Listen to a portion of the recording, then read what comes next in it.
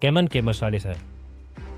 ¿Qué pasaría si el militar más condecorado de la historia de Estados Unidos, el hombre con más medallas que cualquier otro soldado americano, se levantara un día y confesara públicamente que toda su carrera había sido una mentira? Que cada guerra en la que peleó, cada país que invadió, cada vida que quitó, no fue por libertad ni por democracia. Fue por dinero. Por el dinero de Wall Street y los banqueros de Nueva York. Eso es exactamente lo que hizo el general Smedley Darlington Butler en 1935. Y lo que pasó después es una de las historias más silenciadas de la historia americana. Quédate hasta el final porque lo que vas a escuchar está documentado, está en los archivos del Congreso americano. Smedley Butler nació en 1881 en Westchester, Pensilvania, en el seno de una familia cuáquera con tradición militar.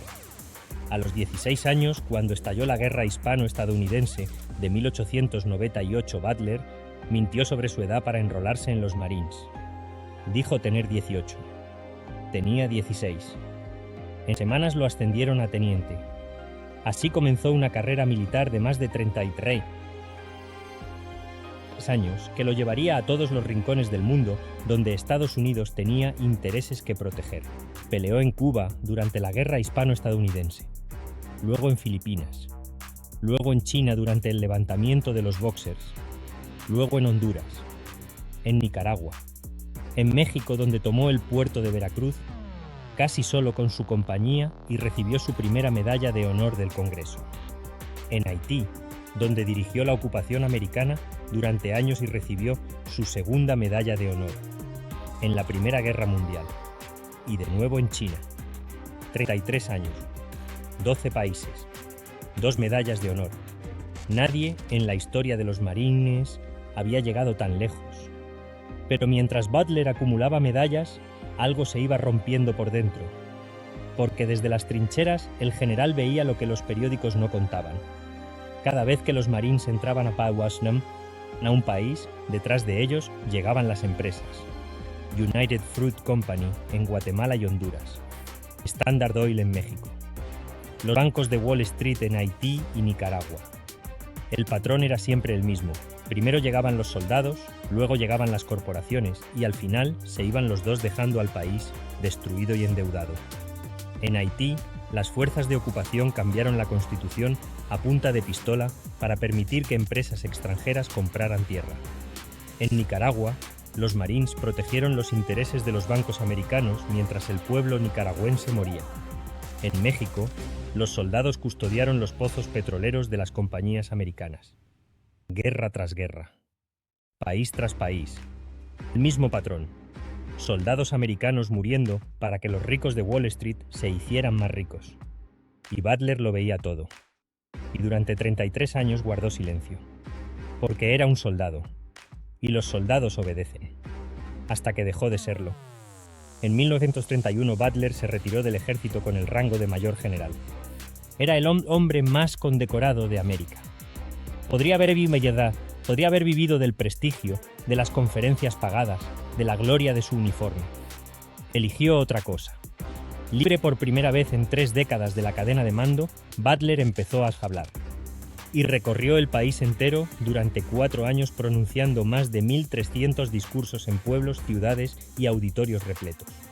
Su mensaje era siempre el mismo y nunca cambiaba. En 1935 lo puso por escrito en un libro que tituló War is a Racket. La guerra es una estafa. Y escribió esto, textualmente.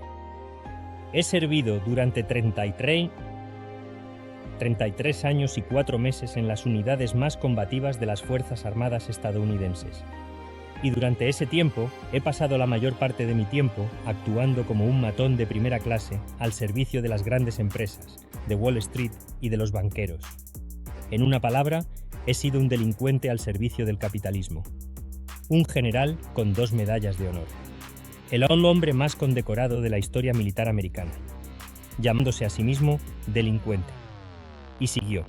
Así que para Al Capone, que solo podía operar sus negocios sucios en 3 barrios de la ciudad, yo operaba en 3 continentes. Y entonces detalló todo.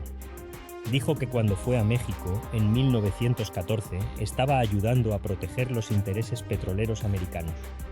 Que cuando invadió Haití en 1915, estaba trabajando para los bancos de Wall Street. Que cuando fue a Nicaragua estuvo al servicio de Brown Brothers, una empresa bancaria de Nueva York. Que cuando fue a la República Dominicana estaba protegiendo los intereses azucareros americanos. Que cuando fue a China en 1927 estaba ahí para que Standard Oil pudiera operar sin problemas. Todo documentado. Todo con nombres y fechas. Pero la historia de Butler no termina ahí, porque en 1933 ocurrió algo que casi nadie conoce.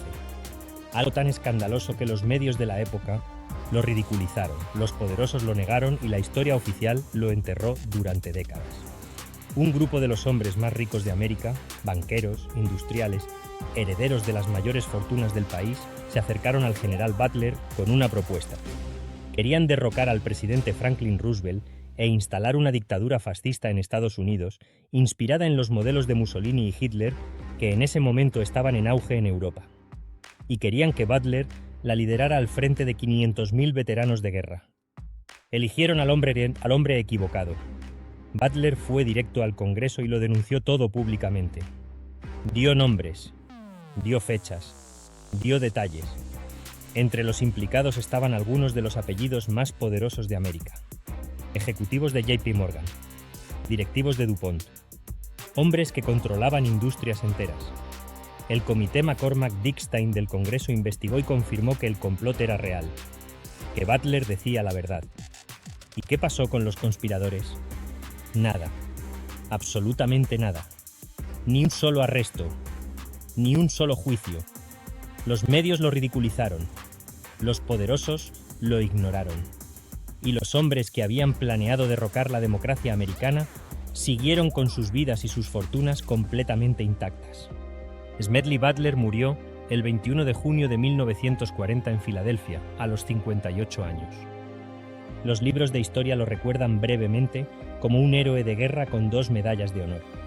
Casi ninguno menciona lo que realmente importa, que fue el único hombre con suficiente poder, suficiente credibilidad y suficiente valentía para decirle la verdad al mundo sobre cómo funciona realmente la máquina de guerra americana. Las guerras de Irak, las de Afganistán, las intervenciones en Libia, en Siria, en Yemen.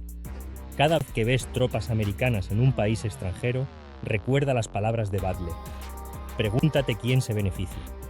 Pregúntate qué empresa, qué banco, qué fondo de inversión está esperando que llegue la paz para entrar a hacer negocios. Butler lo vio hace 90 años. Lo documentó. Lo gritó en más de 1.300 discursos por todo el país. Y nadie le hizo caso. Piensa en esto un momento. Butler no era un comunista. No era un anarquista. No era un enemigo de América. Era el soldado más glorioso que ese país había producido. Un hombre que había derramado sangre por su bandera en 12 países. Y fue precisamente ese hombre, no un activista, no un periodista, no un político de oposición, sino el militar más condecorado de la historia americana, el que miró a su país a los ojos y le dijo: «Nos han mentido. Las guerras no son por libertad, son por dinero». Y si ese hombre, con todo lo que tenía que perder, tuvo el valor de decirlo, la pregunta que nos queda de nosotros es mucho más sencilla. ¿Tenemos el valor de escucharlo? ¿Cuántas guerras más necesitamos para entenderlo? Comenta abajo lo que piensas. Si quieres ir más profundo, el libro de Butler, La guerra es una estafa, tiene apenas 50 páginas y lo cambia todo. El link está en la descripción. Y síguenos en Telegram en T-Zona 0 Poder para más historias que el poder no quiere que sepas.